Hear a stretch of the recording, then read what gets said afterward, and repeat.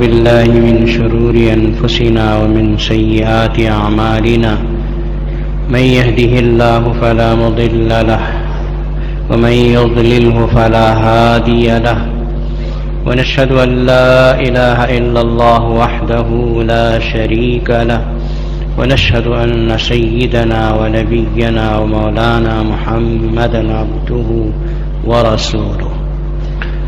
قال الله تبارك وتعالى: أعوذ بالله من الشيطان الرجيم بسم الله الرحمن الرحيم ربنا لا تزغ قلوبنا بعد إذ هديتنا وهب لنا من لدنك رحمة إنك أنت الوهاب.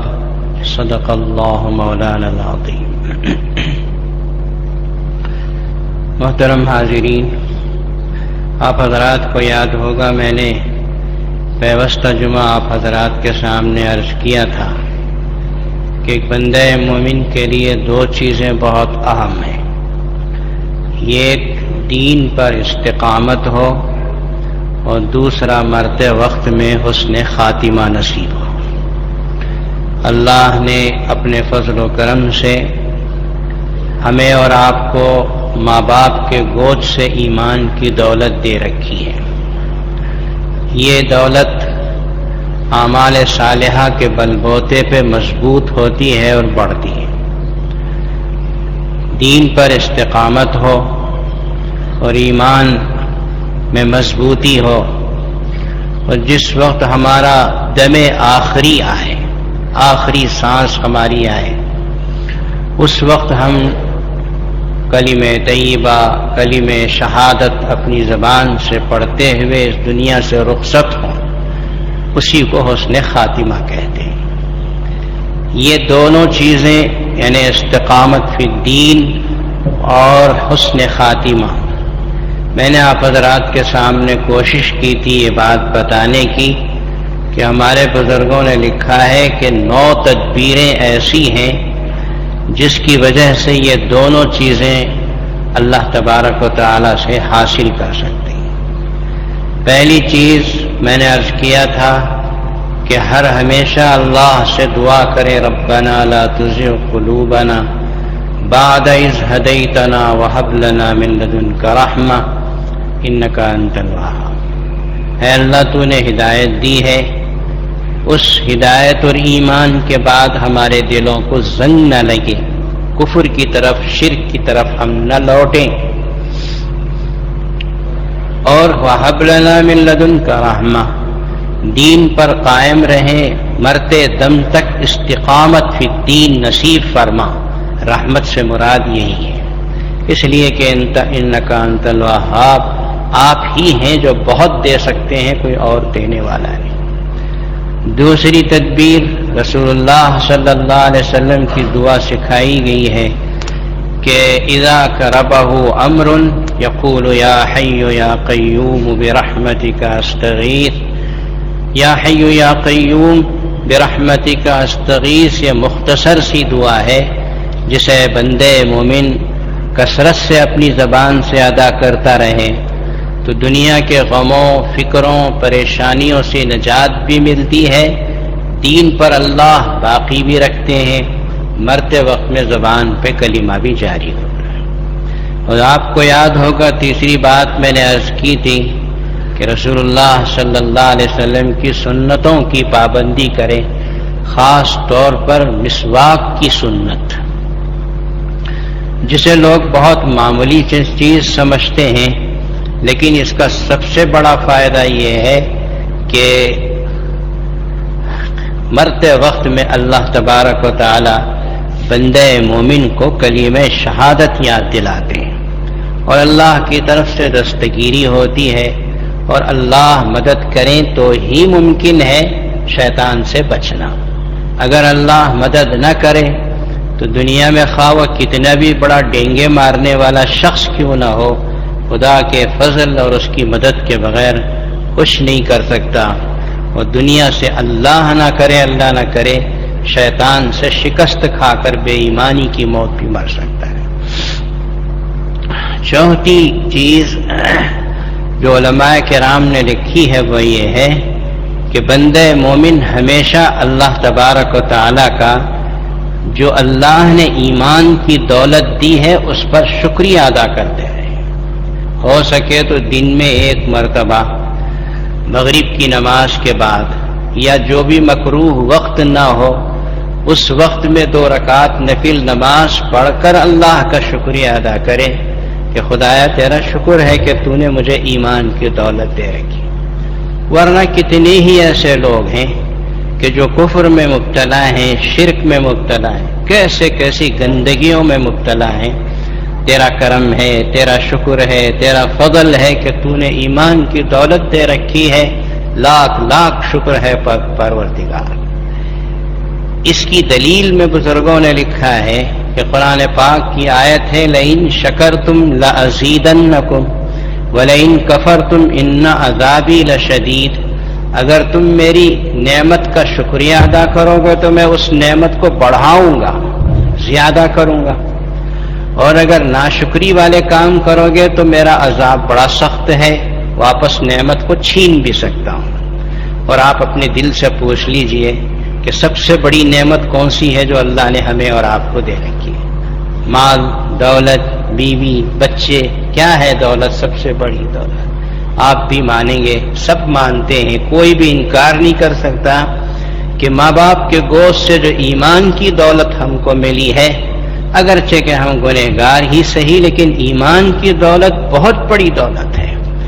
ورنہ ہم بھی اگر کسی غیر کے گھر میں پیدا ہو گئے ہوتے اور کسی پتھر کے بت کے سامنے ڈنڈوت مارتے ہوتے تو پھر ہماری بھی کیا حیثیت ہو سکتی ہے، ہر ادنا مسلمان سمجھ سکتا ہے. تو ایمان سب سے بڑی دولت ہے. اس دولت کے لیے 2 رکعت نفل نماز پڑھ کے روزانہ شکریہ ادا کرو. بزرگوں نے لکھا ہے کہ ایک تو ایمان کی نعمت میں زیادتی ہوگی، ایمان بڑھے گا. ایمان کی کوئی حد نہیں ہے، یاد رکھو. سمجھ میں آتا ہے؟ ایمان بڑھے گا، اور جیسے جیسے ایمان بڑھے گا، مضبوط ہوگا، تو مرتے وقت میں بندے مومن اپنی زبان سے کلمہ شہادت پڑھ کے دنیا سے جائے گا تو ایک تو دین و ایمان میں استقامت بھی نصیب ہوگی خدا کی اس نعمت کے شکریہ کے نتیجے میں، اور دوسرا مرتے وقت میں جب ایمان مضبوط ہوگا تو حسن خاتمہ بھی نصیب ہوگا کہ مرتے وقت میں اللہ کا نام لے کر دنیا سے رخصت ہوگا، اور یہی سب سے بڑی کامیابی. اس کے بعد جو 5ویں تدبیر لکھی ہے بہت غور سے سننے اور سمجھنے کی چیز ہے. علماء کرام نے لکھا ہے کہ بندگان مومن کو چاہیے کہ اپنے ایمان کو باقی رکھنے کے لیے اور آخری وقت میں اس ایمان کے ساتھ دنیا سے رخصت ہونے کے لیے بد نظری سے حفاظت کریں، بری نظروں سے اپنی آنکھوں کی حفاظت کریں کہ کوئی نامحرم لڑکی کوئی عورت جا رہی ہو یا اڑوس پڑوس میں کوئی نامحرم ہو. اور آج کل تو بے پردگی بے حد عام ہے، بے انتہا عام ہے. ایسے مواقع میں ایسے حالات پہ بندے مومن اپنی نظروں کی حفاظت کرے. جان بوجھ کر بار بار کسی لڑکی کی طرف دیکھنا اور اس کے خد و خال کو ناپنے کی کوشش کرنا، اسے بد نظری کہتے ہیں. ایک تو یہ ہے کہ راستے میں کھلے طون پر عام طور پہ عورتیں پھر رہی، اچانک کسی کی نظر پڑ گئی. رسول اللہ صلی اللہ علیہ وسلم نے فرمایا کہ علی، پہلی نظر تو تمہارے لیے معاف ہے، لیکن لیست لک النظرۃ الثانیہ، دوسری نظر جو عمدن کوئی بندہ مومن ڈالتا ہے اسے بد نظری میں شمار کیا جائے. بد نظری سے حفاظت ضروری ہے اپنے ایمان کے ساتھ دنیا سے رخصت ہونے کے لیے. اس کی دلیل میں حضرت عبداللہ بن مسعود رضی اللہ تعالیٰ عنہ سے روایت ہے. یہ حدیث قدسی ہے، رسول اللہ صلی اللہ علیہ وسلم نے نقل کیا اور اللہ نے اس کو فرمایا ہے کہ ان النظر سهم من سهام ابلیس مسموم من ترکها مخافتی ابدلته ایمانا یجد حلاوته فی قلبی، او کما قال علیہ الصلاۃ والسلام. نبی پاک صلی اللہ علیہ وسلم نے اللہ کا قول نقل فرمایا. اللہ یوں کہتے ہیں کہ بندے مومن کی کسی بھی انسان کی جو نظر ہے یہ شیطان کے تیروں میں سے ایک تیر ہے. شیطان تیر چلاتا ہے بندے مومن کے ایمان کو خراب کرنے کے لیے، انسان کو خراب کرنے کے لیے. شیطان کے تیروں میں سہم من سہام ابلیس، شیطان کے تیروں میں سے ایک تیر ہے. اور ایک لفظ اور بڑھایا، مسموم، زہریلا تیر. سم کہتے ہیں عربی زبان میں زہر کو. مسموم، سہم مسموم کا مطلب ہے زہریلا تیر ہے. یہ زہریلا تیر شیطان چلاتا ہے. من ترکہا، جو بندے مومن اس نظر سے اپنے آپ کو حفاظت کر لیتا ہے، دوبارہ 6 بار نظر ڈالنے سے اپنی حفاظت کرتا ہے، مخافتی، اللہ کہتے مجھ سے ڈرتے ہوئے، میرے اللہ نے منع کیا ہے، میرے ڈر سے اگر کوئی بندے مومن نظر پھیر لیتا ہے تو اللہ تعالیٰ فرماتے ہیں کہ ابدلتہ ایمانا، میں اس کے دل کے اندر ایسا ایمان پیدا کرتا ہوں کہ یجد حلاوتہ فی قلبی، اس ایمان کی حلاوت، مزہ، لذت، چاشنی اپنے دل میں وہ محسوس کرے گا. کیا چیزیں ہیں جسے ہم آزماتے ہیں. ذرا رسول اللہ کی یا اللہ کی اس حدیث کو بھی تو آزما کے دیکھو. تجربات کرنا تو انسان کی فطرت میں داخل ہے. اللہ کہتے ہیں کہ اپنی نظر کو بچاؤ، پھیرو، میں تمہارے دل میں ایسا ایمان پیدا کروں گا، ایمان ایسی عجیب حلاوت پیدا کروں گا کہ جس حلاوت کو تم محسوس کرو گے.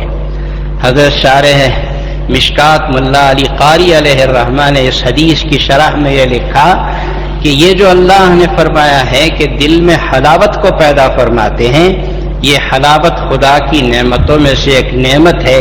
جب بندے مومن کو ایک مرتبہ اللہ کی طرف سے حلاوت نصیب ہو جاتی ہے، ان الحلاوت اذا دخلت قلبا لا يخرج ابدا، جب یہ حلاوت دل میں داخل ہو جاتی ہے تو پھر بندے مومن کے دل سے کبھی اللہ چھینتے نہیں، نکالتے.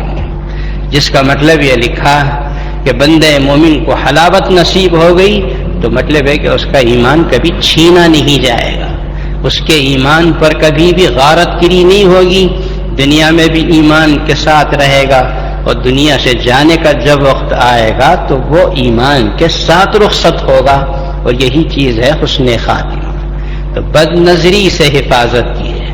لوگ خامخواہ گھومتے ہیں بازاروں میں، مارکیٹوں میں، کیوں جا رہے ہیں؟ کچھ خریدی ہے، کچھ کام ہے، کچھ بھی نہیں ہے، بس ویسے ہی جا رہے ہیں. اور جب ویسے ہی جاتے ہیں تو سوائے نظر بازی کے کچھ بھی نہیں ہوتی.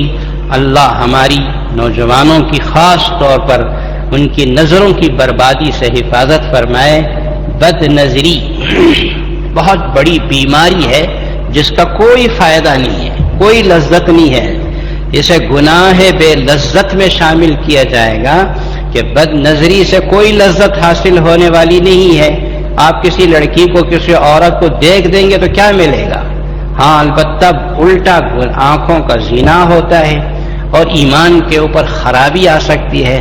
فرمایا گیا کہ بد نظری سے حفاظت کرو، مرتے وقت میں کلمہ طیبہ زبان پہ آنا تمہارے لیے گارنٹی ہے اس کی ضمانت.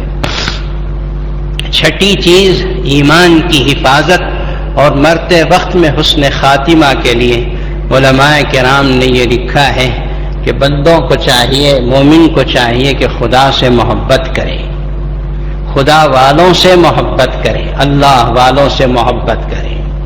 اور تیسری چیز ہے یہ اسی میں، چھٹی چیز میں اللہ سے محبت، اللہ والوں سے محبت اور ایسے اعمال سے محبت جس سے خدا کی محبت پیدا ہوتی ہے.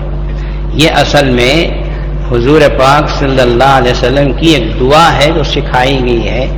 اس دعا کا ہی مضمون ہے جو ہم آپ کے سامنے عرض کر رہے ہیں. نبی پاک صلی اللہ علیہ وسلم نے دعا کی، اللہم انی اسألک حبک، اے اللہ میں تیری محبت کو چاہتا ہوں، تیری محبت مجھے دے دے کہ میں تجھے چاہوں. وحب من یحبک، اور ان لوگوں کی محبت عطا فرما جو تجھ سے محبت کرتے ہیں، اللہ والے ہیں، اولیاء کرام ہیں، بزرگان دین ہیں، خدا کو پسند کرتے ہیں، خدا کو چاہتے ہیں، خدا کے رسول سے پیار کرتے ہیں. تو تیری محبت، تیرے نیک بندوں کی محبت، وحب عمل یقربنی الی حبک، اور ایسے عمل کی محبت عطا فرما جو عمل کے تیری محبت کو پیدا کرتا ہے۔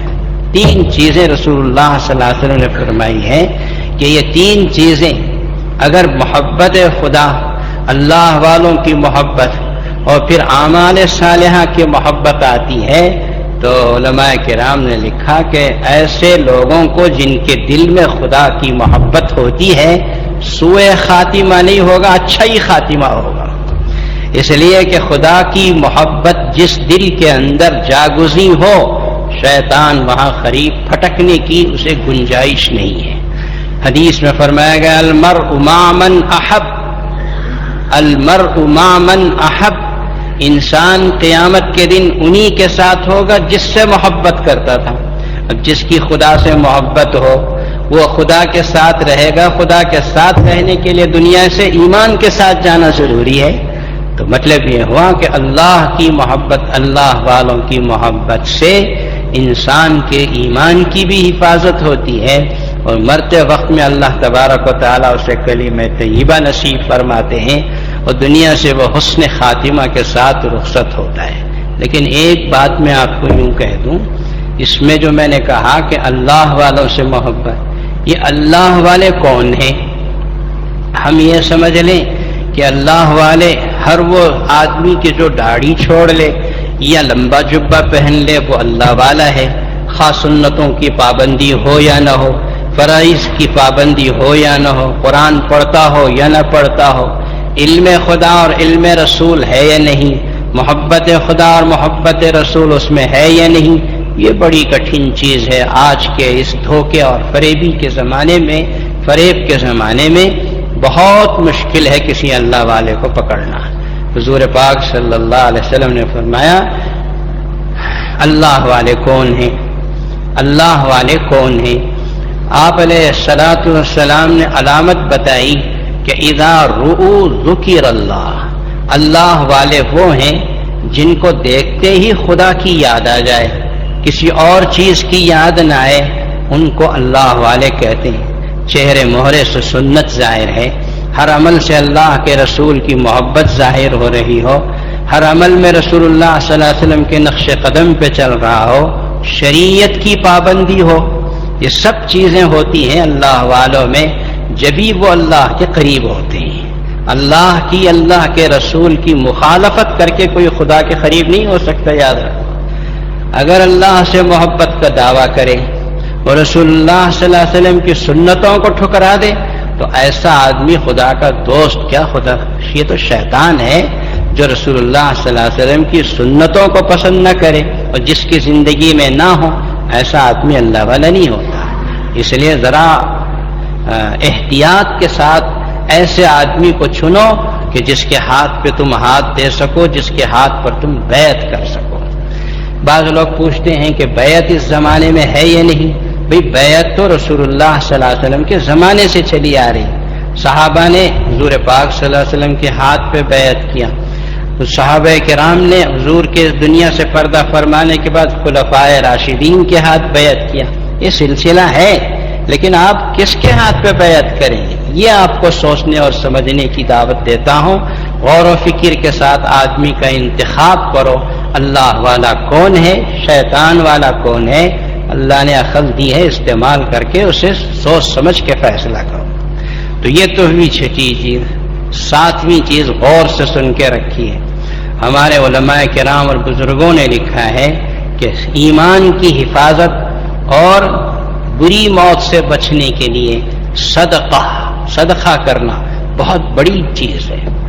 صدقہ کرنا، غریبوں کو کھانا کھلانا، محتاجوں کو کپڑے پہنانا، ضرورت مندوں کی ضرورت پوری کرنا۔ ہم شادیاں کرتے ہیں غریب کی تلاش کر کے، اس میں آپ کا پیسہ خرچ کرتے ہیں۔ صدقہ جو ہے یہ بہت بڑی نعمت ہے اللہ کی طرف سے۔ حدیث پاک بہت حدیثیں ہیں، میں سمجھتا ہوں ہزاروں حدیثیں ہیں جو ہماری نظروں سے گزری ہیں۔ نبی کریم صلی اللہ علیہ وسلم نے فرمایا ان الصدقۃ تطفئ غضب الرب، صدقے کے دو فائدے بتائے ہیں رسول اللہ صلی اللہ علیہ وسلم نے اس حدیث میں۔ پہلا فائدہ یہ بتایا کہ صدقہ تدفی غضب الرب، اللہ کے غصے کو ٹھنڈا کر دیتا ہے، بجھا دیتا ہے۔ صدقہ کرنا انسان کا، بندے مومن کا جو صدقہ ہوتا ہے وہ اللہ کے غصے کو بجھا دیتا ہے، تدفی غضب الرب۔ دوسرا فائدہ بتایا وتدفع میتۃ السوء، میتۃ السوء کا معنی ہے بری موت، بری موت کو دفع کر دیتا ہے۔ بری موت سے مراد کیا ہے؟ حضرت شارح حدیث محدث عبدالحق دہلوی رحمۃ اللہ علیہ نے لکھا کہ تدفع میتۃ السوء سے مراد سوء خاتمہ ہے کہ آدمی دنیا سے کفر و شرک پر چلا جائے۔ صدقہ جو ہے بندے مومن کا ایسی موت سے بچاتا ہے۔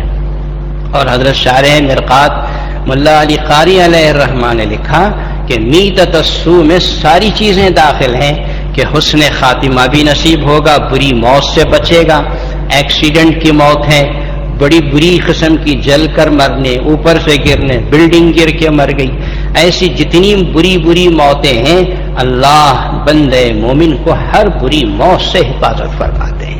صدقہ کرتے رہنا یہ نیت سے کہ اللہ میں صدقہ تیرے بندوں کو تیرے دیے ہوئے مال سے کر رہا ہوں، تیرا غصہ ٹھنڈا ہو جائے، میرے اعمال تجھے غصہ دلانے کے ہیں، یا اللہ مجھے اچھی موت نصیب ہو، اس لیے کہ تو ہی مدد کر سکتا ہے کہ مجھے اچھی موت نصیب ہو۔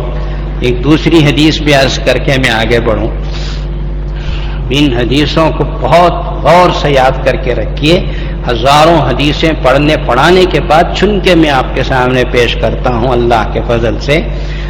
دوسری حدیث میں رسول اللہ صلی اللہ علیہ وسلم کے الفاظ ہیں مصانع البر، کیا ہے؟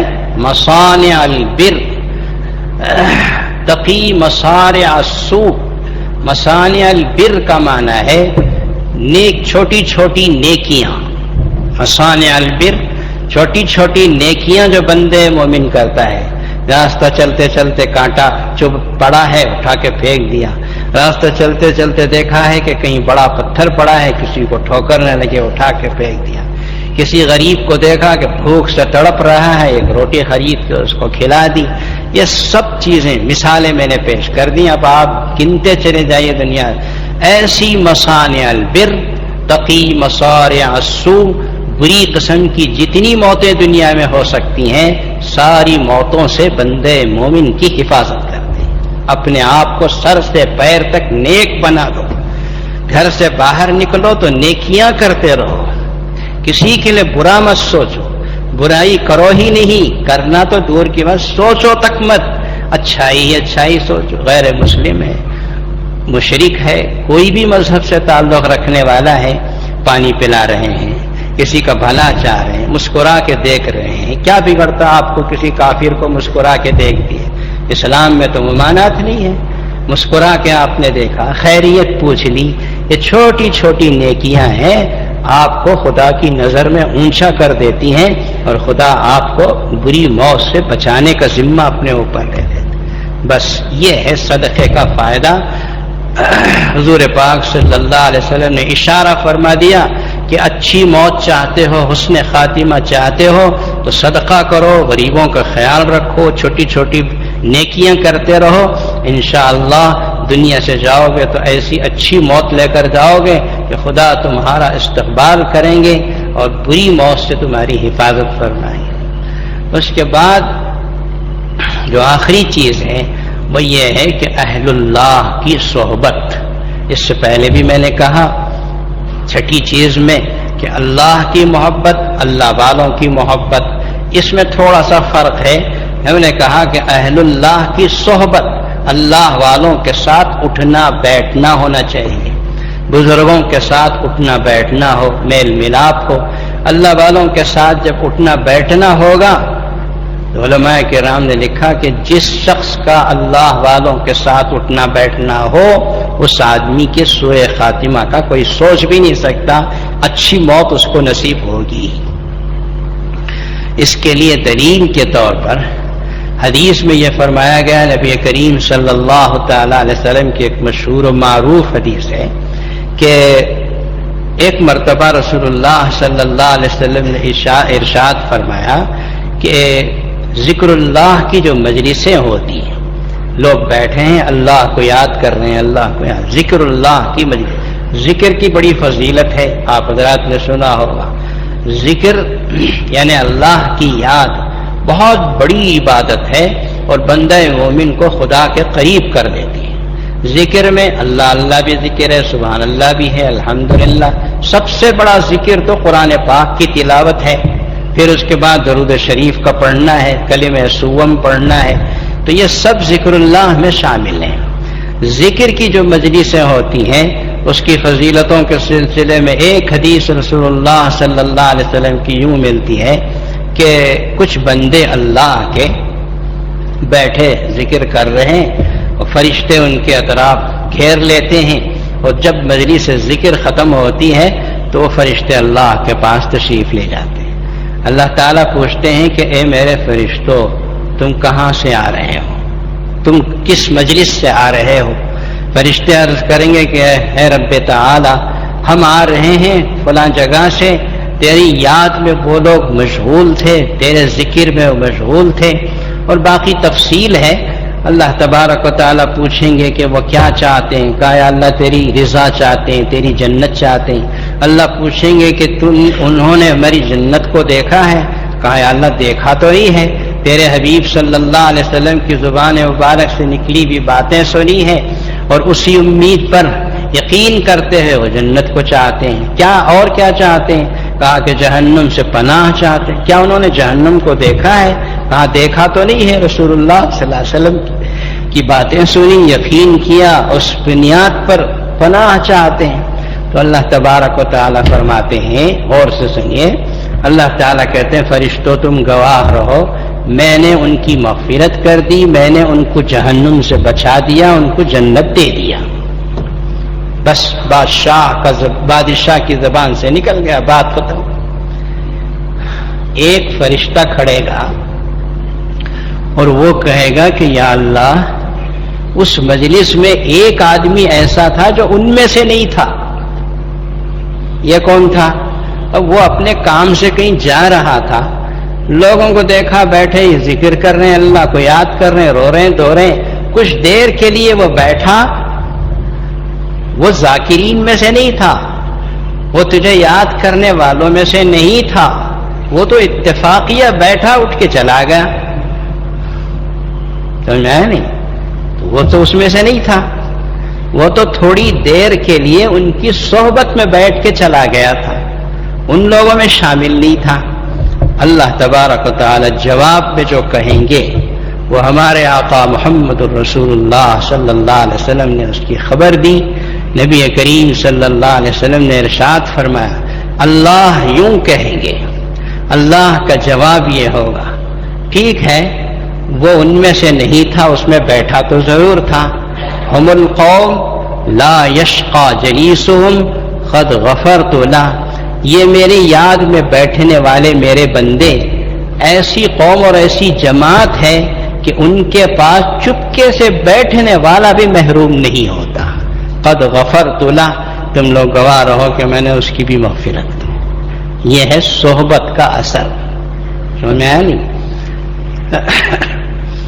وہ ذاکرین میں سے نہیں تھا، لیکن ذاکرین کی صحبت میں تھوڑی دیر کے لیے جو بیٹھا، اس کا نتیجہ یہ ہوا کہ اللہ تبارک و تعالی نے ان مغفورین اور جن کی مغفرت ہوئی ذکر اللہ کی مجلس میں بیٹھنے والے، کچھ دیر کے لیے صحبت حاصل کرنے والے کی نتیجے میں اللہ تبارک و تعالی نے ان کی، تو اہل اللہ کی صحبت، اللہ والوں کی صحبت بہت بڑی دولت ہے۔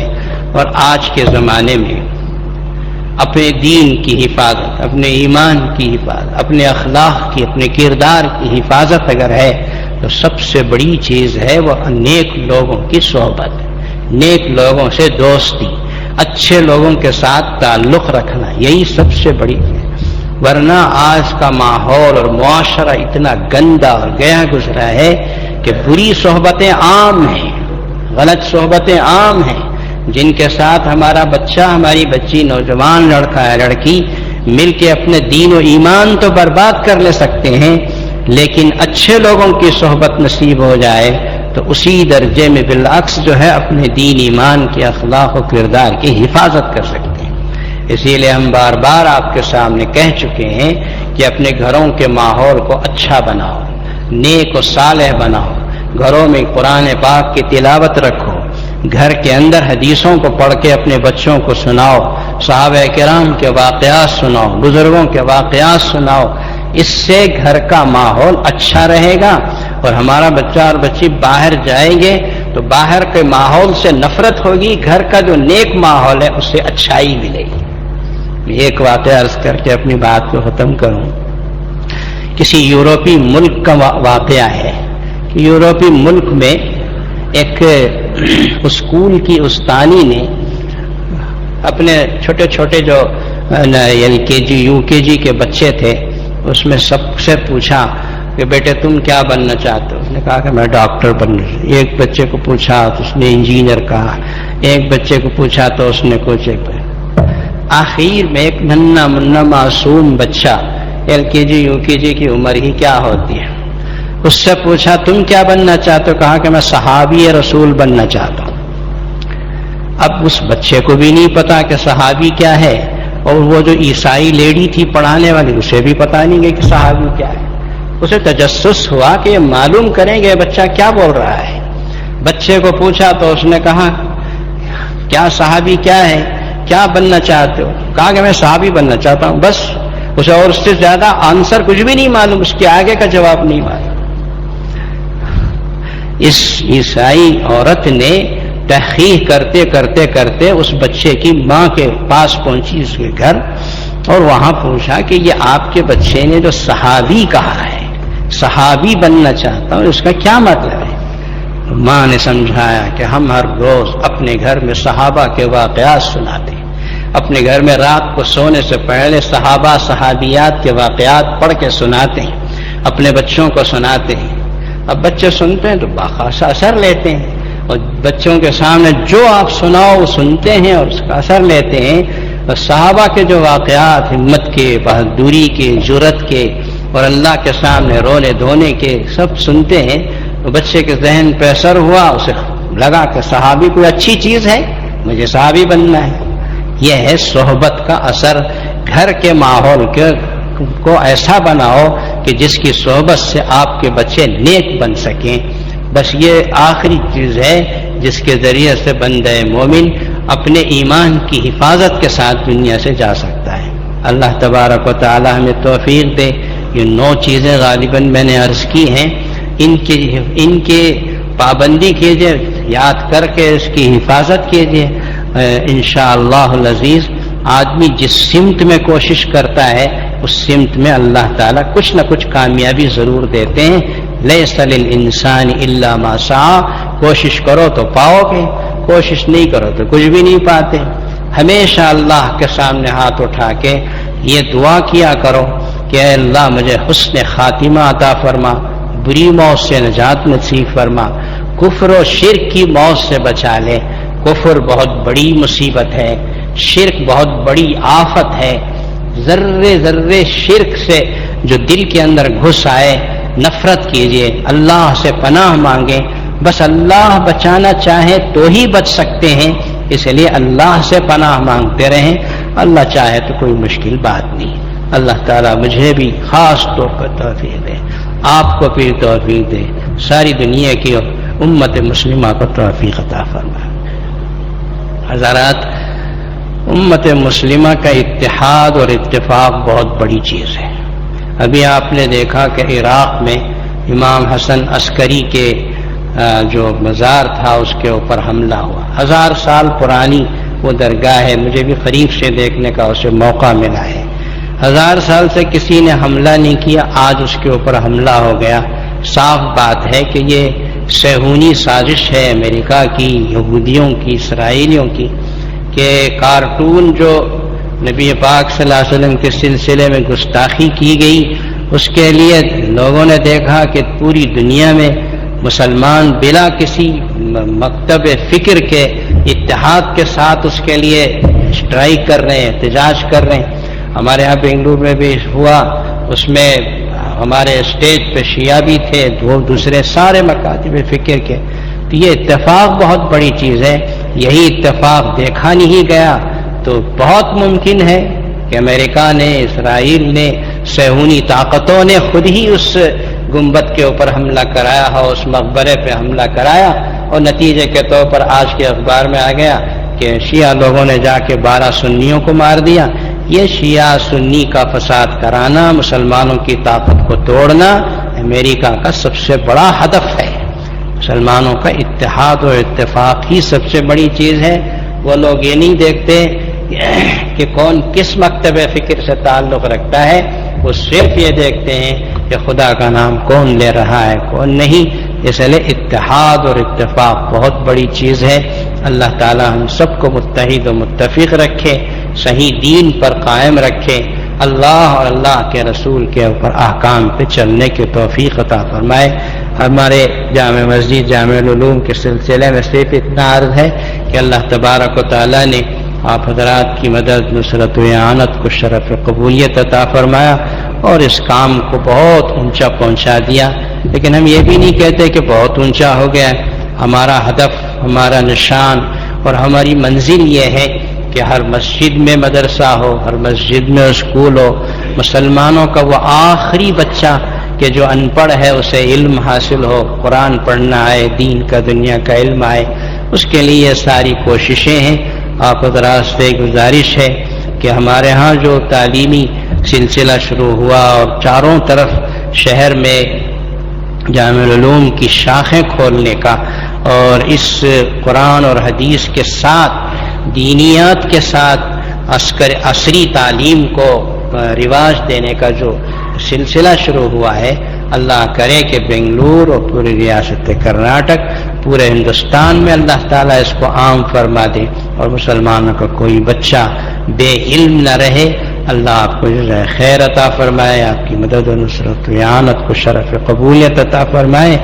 اللہ تعالیٰ اس کو قبول فرما کر عالم اسلام میں امت کے خلاف جو سازشیں ہو رہی ہیں اس کو ناکام فرمائے، مسلمانوں کی اسلام کو عزت عطا فرمائے، مدد فرمائے، ہماری اولاد و آفات کو دنیا کے فتنوں سے حفاظت فرما کر دین و ایمان و قرآن سے وابستہ